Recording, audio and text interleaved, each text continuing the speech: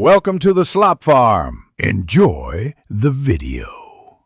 In this video, I will explain how to play the Pokémon Battle Disc game.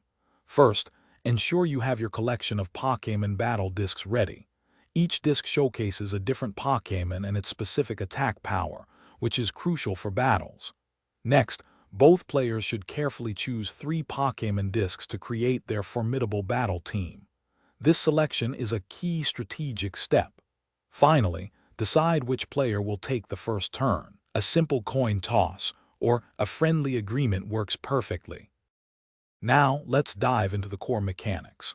Players take turns launching one of their chosen Pokémon discs onto the designated playing surface. The primary goal is to skillfully aim and land your disc directly on top of an opponent's disc. This action triggers a battle between the 2 Pokémon. If your disc lands without making contact with any other disc, it simply stays on the field, awaiting its next opportunity to engage. When 2 discs successfully overlap, it's time to resolve the battle. You'll compare the attack power displayed on each Pokémon disc. The Pokémon possessing the greater attack power is declared the winner of that round.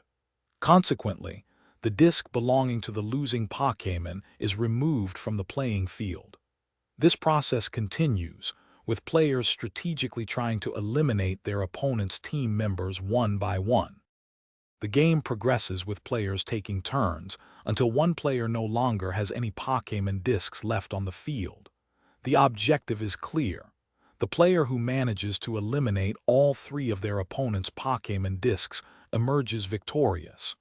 To enhance your strategy, consider the weight and design of your discs and practice your launching technique. A well-aimed launch can make all the difference in securing your win. Thanks for watching. Consider subscribing if we helped you today.